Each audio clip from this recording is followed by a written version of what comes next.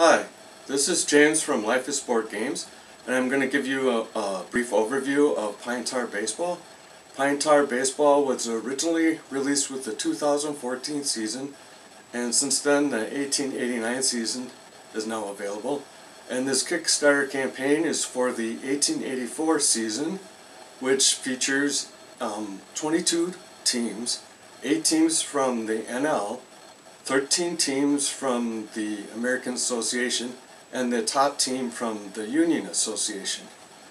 As I do this video, we're very near reaching our goal for the final stretch goal, which is for a special rule set for the Chicago home ballpark, Lakefront Park 2. This was brought to my attention by George Adams, who pointed out that Chicago during 1884 had hit 142 home runs, and the next closest team had hit 39. So this was mostly due to the fact that that ballpark that Chicago played in only had 180 feet approximately to each foul line, and Chicago's players would practice hitting homers down the line, and that gave them an advantage in their home ballpark. And this special rule is being developed. It will feature a roll on doubles in that ballpark that have the potential to turn into a home run.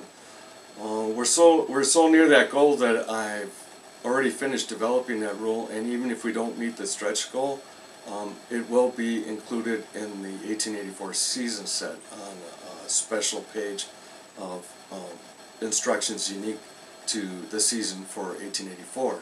Through messaging back and forth with Steve Page, who has graciously agreed to do some playtesting for the 1884 season, we talked about games that were called Due to Darkness, and he encouraged me to include a rule set or a roll for that potentially to occur.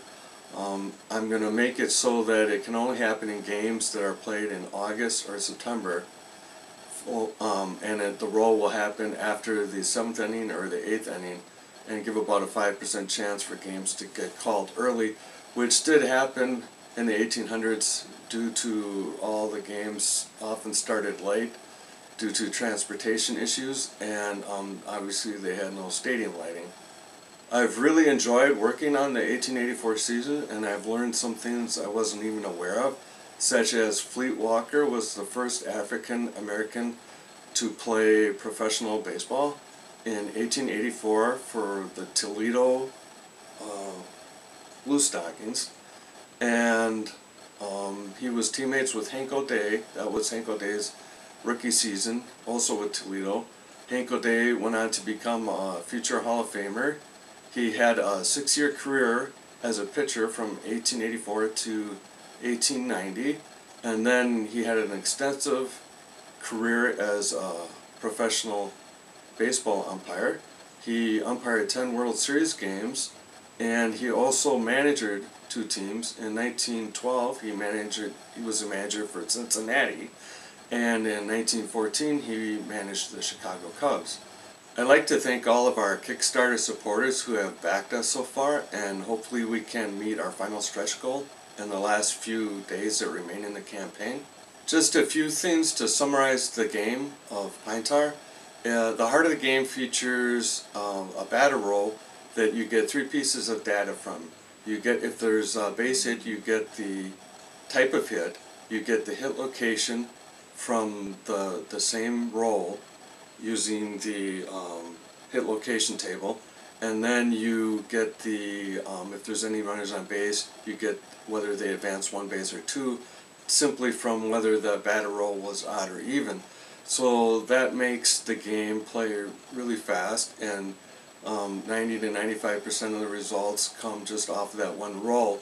I've found that the 1884 game takes 2 or 3 minutes longer to play, simply because of the amount of errors that occurred back then. In a 2014 game, you're going to have about 2 or 3 error checks per game, whereas in an 1884 game, you're going to have from 14 to perhaps 17 error checks per game, simply because in 2014, the average team made 0.6 errors per game, in 1884. Off the top of my head, it was over 4. It was something like 4.27 or 4.3 something. But it's just like astronomical, the number of errors made in 1884, and that's why the games were also higher scoring, because a great majority, not a majority, but a high percentage of the total runs were unearned.